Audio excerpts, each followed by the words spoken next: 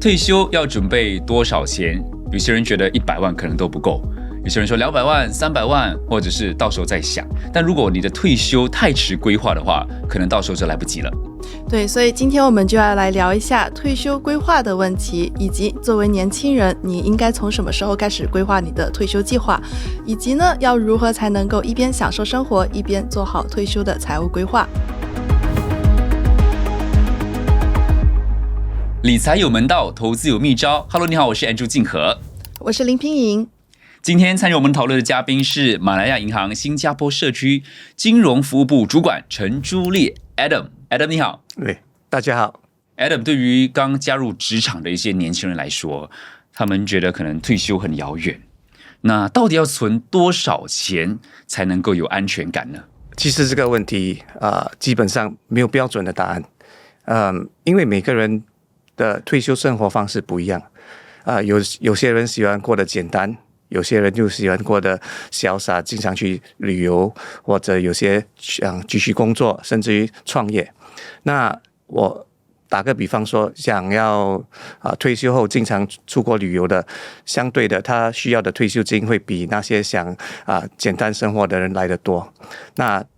与其决定说要多少数额，不如决定说退休后想怎么样过的生活。那基本上当你决定怎么样要过退休后的生活了之后呢，那我们才知道需要多少资金，才需要多少保障，还知道需要如何规划退休后的收入来源。那我们都说天有不测风云啊，或者说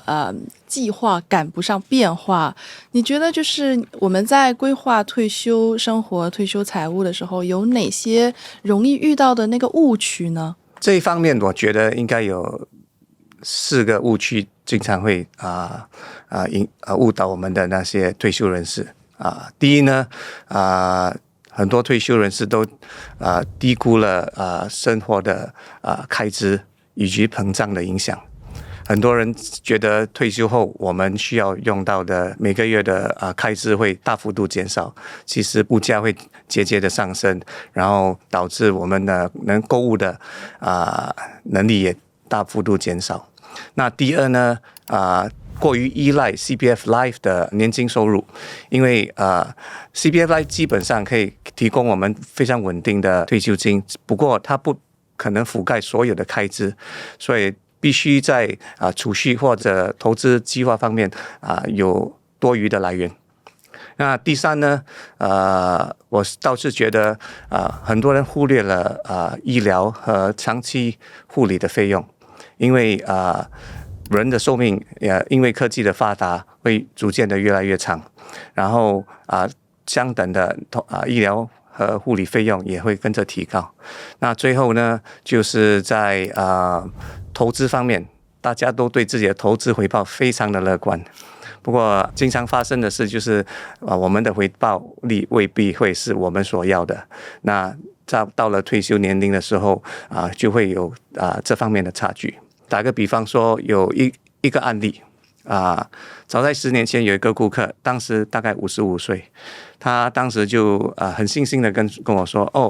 退休金没问题，我已经将CPF Life最基本的退休存款放入进去了，然后他就很有信心的不过转眼间10年就过去了。现在 CPF Life 每个月提供给他大概1000元左右的，应该说退休收入。然后这10年来很多变化，而且物价也持续的在上升。如果现在的生活方式来说，要选择比较简单生活方式的人，都需要至少1600元左右。所以这位顾客现在没办法，他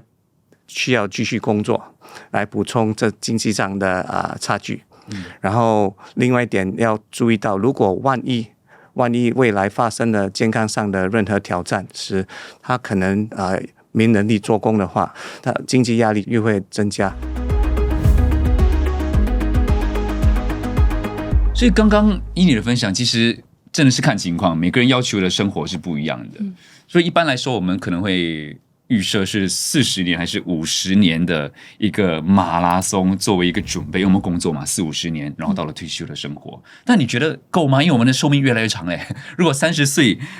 还没有储蓄的话，那会不会太迟呢？绝对不会太迟事实上，最迟开始的时间应该是明天，最早开始的时间应该是今天。30岁是人生中事业和收入的增长阶段。在这阶段的时候，如果及早建立一些储蓄或者投资计划，绝对会有足够时间建立一个比较稳健的退休金额。我个人认为最好是每年都检视至少一次。我们需要确保我们的储蓄保险、投资还有退休的目标符合现在的个人情况以及市场的变动。不过呢，同时我们也了解到人生经常有不断不续的变化尤其是在人生重大阶段的时候，我们更需要定期的检视一次比如说结婚生儿育女照顾年迈的家长，买车买房，或者甚至于在健康上遇到任何方面的挑战。所以1年1次啦，要看什么呢？看我储蓄有多少钱，保险有多少，就是我要看的东西有什么？需要看待的方面有相当多方面当然你需要看尤其是在投资方面，经常会有大幅度的波动，所以你需要看一下现在你投资的那个市场还是不是属于在增长期段，还是可能是短暂的风波导致它的回报可能受影响。然后另外也需要留意到保险之类的规划，因为在某个人生阶段突然之间有了孩子，你可能需要为孩子提供教育保险，也可能需要为孩子提供一方面的人寿保险、医疗保险之类，然后自己本身的保险也可能需要提高，因为有了孩子之后万一发生什么意外的时候家里人尤其是孩子和父母还有妻儿都有一定的保险金可以挪去。所以说就是 Adam 刚刚你说我们最少1年要检视一次你的那个退休的财务规划，然后呢还要调整你在不同金融资产之间的那个配置，包括保险、储蓄、公积金以及可能其他的投资之类的。那就是这么说的话，在不同的金融资产之间，你觉得该怎么配置，怎样的一个比例才是比较合理的呢？其实并没有一个固定的比例，因为每个人的情况都不一样，年龄不一样，对于投资风险程度方面也不一样，还有每个人的退休目标都不一样。不过总的来说，最重要在规划退休计划的当然需要兼顾到3点。第一点就是流动性，第二点就是保障性，和第3点是增长性的3大原则。最重要是要有储蓄来负责流动性，因为每个人在生活的情况下都有不同的境况会发生，所以我们最少要放6到12个月的开支作为紧急储备金，以避免在这种情况下需要在市场较低的时候出售你的所有投资的资产。然后第二呢我们需要用保险来负责风险的保障如果能的话，尽早就是准备医疗或重疾或人寿保险。我们人生当中不幸得到任何重疾或者意外发生的话至少不需要挪用到我们辛苦累积的退休金那第3呢，投资需要负责我们的增长的财富的重点。然后因为投资是一个长达数十年的一个旅程，单靠储蓄是不足够超越通胀的，所以我们需要用这个投资来建立一个比较稳固长期的退休计划。你说到投资是要负责增长的嘛，那就是我们都说就是一般投资你要有一部分比较小的那一部分放在股市，因为它增长比较快，然后比较大的一部分要放在债券这一类固收资产上，因为比较稳当嘛。如果是要用于退休的那一部分资金你要去投资的话，不同的投资产品之间你觉得要怎么配备更好一点？其实，在这一方面，我倒是觉得重点不是在找最高回报的投资方向，而是在找所谓比较长期、比较稳健而且分散化的投资。那比如说，你可以投资在世界股票的基金，或者优质债券的基金，以及那些退休规划的理财方面的基金。那这一方面会给你确保比较稳固的这个退休投资。那你到了退休年龄之后，你就不会发现到退休的数额和目标会差距太大。你有算过自己退休需要多少钱吗？欢迎你在留言区告诉我们，你最担心的退休问题是什么？也欢迎分享你的退休目标，或者是你的退休准备，说不定能给其他的听众一些启发哦。有一些年轻人会觉得就是你要为了你的退休生活做好规划，你要避免你就是老了之后突然返贫了，你可能要牺牲现在的一些生活质量。你觉得这个说法是对的吗？我认为这是一个常见的误解。退休并不意味着需要牺牲当下生活不过最重要是能享受今天和保障未来之间取得平衡。年轻时努力工作是应该的，不过同样也需要去旅游，去体验人生，实现自己个人梦想。这一方面也是人生中重要的财富。不过同时间也需要养成投资或者储蓄的习惯。这样的做法呢，那就会让自己在退休时会有更多的选择，活得会比较自由，也更有尊严。小朋友在做选择，大人我全都要。就是我们有时候会挣扎啦，就是一方面我要存钱，另一方面我要享受生活、体验生活，但其实要两个都顾到。最不痛的方法来存钱，让我们可以累积资金呢？当然是有的其实最简单的方法往往不是靠意志力而是习惯和自动化的经营就打个比方说每个月把一小部分的月薪储存起来，或者投资拿来投资，那数额不需要大只要坚持继续执行到了长久以后就会累积足够的退休资金。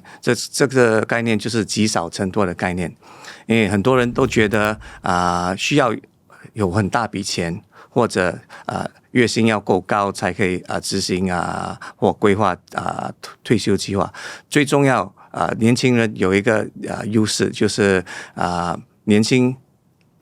最宝贵的就是时间。以我个人作为比例在我早期20多岁的时候当时月薪不高然后我就决定要规划自己的退休计划，然后每个月我就挪出100元，自动的从我的户口直接投入进我的投资计划当中，然后这个投资长年累月就慢慢累积。不过当我的月薪也逐渐增加的时候，我也把我的这个投资慢慢增加每个月的投资也慢慢增加那单单看我这个20多年来放的100元的这个投资计划，今天已经累积到大概5万元左右了。哇，也是一笔不小的数目呢。所以说不仅是储蓄你在做投资的时候也是要就是日积月累的，你可以从小金额开始，慢慢的再增大你的那个投资金的那个投入的数量，是这样子对吧？对，绝对是的。定期定额的概念。那如果比如说每个月100听起来不多，但慢慢累积。但因为那时候有一个投资计划嘛，所以现在年轻人如果也是有定期定额，每个月100，他可以投资什么呢？其实在很多方面都可以考虑到，比方说在保险方面，有些保险是带有投资的部分，然后直接投资的方面也是有股票或者信托基金之类的可以投资方向，然后也可以投资在 ETF 之类的投资资产。最后，如果要给年轻人一个关于退休规划的忠告你会给怎样的一个建议呢？其实呢，退休不是一个年龄，反而我觉得退休是一种财务状态如果能越早为未来的自己准备退休计划未来的自己也会有更多的选择，有更多的自由，活得更有尊严。感谢 Adam 今天的分享。对于有些人来说，可能退休很遥远，但真正影响我们退休的，不是退休之前的那几年，而是从现在开始的每一个决定。是的，所以说退休规划并不是说你要一次性存一大笔钱，而是要越早开始越好，并且要定期的做规划，而且长期坚持。那么如果你身边有朋友觉得他对退休规划仍然有很多困惑，或者是觉得退休还离他很遥远的话，不妨把这一期节目分享给他。也欢迎你留言告诉我们最让你烦恼的退休问题是什么。如果您对本期节目有任何的意见，或者是还有其他财经理财方面的困惑的话，也欢迎在留言区告诉我们。好，谢谢马来亚银行新加坡社区金融服务部主管陈朱丽 Adam， 谢谢你。谢谢。